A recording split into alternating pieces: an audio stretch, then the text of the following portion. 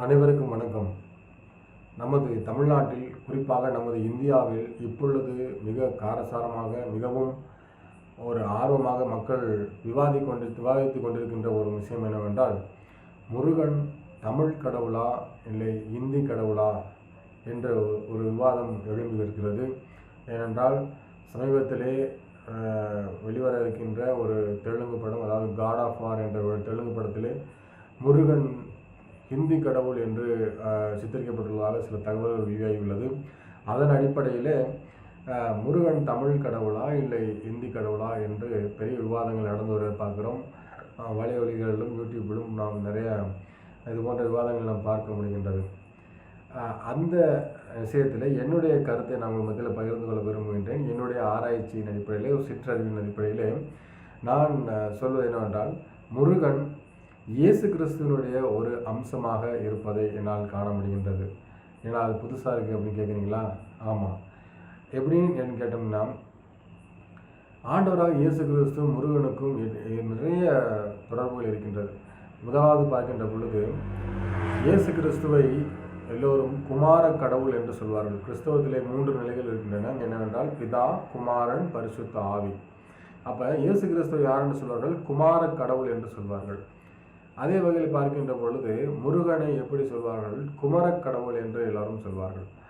குமாரக்கடவுளை குமரக்கடவுள் முருகன் கூட யாருக்கு ஒரு குழந்தை? சிவபெருமானுடைய குழந்தையாக நாம் சொல்வதை நாம் கேட்டிருக்கிறோம். அப்படி என்றால் இயேசு கிறிஸ்து ஒரு குமாரக்கடவுள், முருகன் ஒரு குமரக்கடவுள்.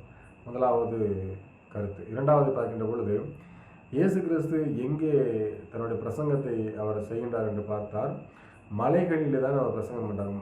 பைபிளிலே பார்த்தீங்கன்னா மலை பிரசங்கம் என்ற ஒரு பகுதி இருக்கிறது. மலையிலே அவர் எல்லா மக்களையும் வருவதை கண்டு அங்கே அவர்களுக்கு பிரசங்கம் செய்து அவர்களுக்கு உணவு அளிப்பதை நாம் பார்க்கிறோம். அப்படியாக இயேசு கிறிஸ்து அதிகமாக காட்சி கொடுத்த இடம் என்னவென்று கேட்டால் அது மலைதான் என்று நாம் பார்க்கின்றோம். அதே போல் இங்கே முருகனை பார்க்கின்ற பொழுது இவரை குன்றிருக்கும் இடமெல்லாம் குமரன் இருக்கும் இடம் என்று மக்கள் சொல்வதை நாம் கேட்டிருக்கிறோம். அப்படி என்றால் முருகன் எங்கே பார்த்தாலும் மலைகளிலெல்லாம் ஒரு முருகன் கோயில் இருப்பதை நாம் பார்க்க முடிகின்றது. ஆகையினாலே மலை என்ற இடத்தை பார்க்கின்ற பொழுதும் இங்கே இயேசு கிறிஸ்துவும் முருகனும் அங்கே ஒற்றுமையாக இருப்பதை பார்க்க முடிகின்றோம்.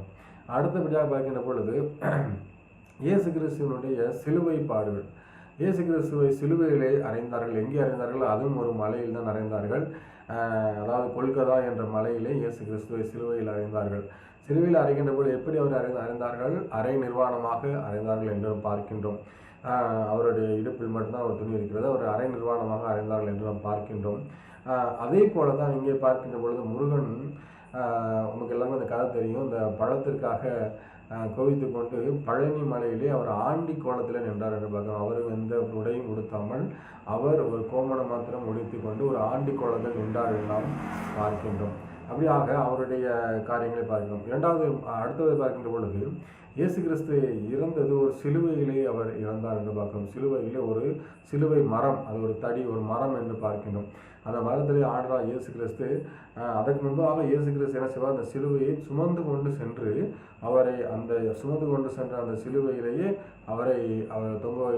அவர் இறக்கிறதை பார்க்கின்றோம். அதே போல தான் நாம் முருகனுக்கு மக்கள் எல்லாம் என்ன செய்வார்கள்? காவடி தூக்கி செல்கிறார்கள்.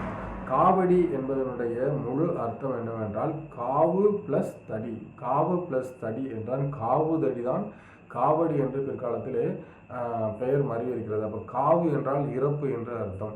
அப்படி என்றால் ஒருவரை பழி செலுத்தக்கூடிய, ஒரு இறக்கக்கூடிய ஒரு அந்த தடிக்கு பேர் தான் காவு தடி என்று பிற்காலத்தில் காவடி என்று மாறினதை பார்க்கின்றோம். அப்படியாக இந்த இயேசு கிறிஸ்துவுக்கும் முருகனுக்கும் இடையே ஏகப்பட்ட ஒற்றுமைகள் இருந்ததை நாம் பார்க்க முடிகின்றது.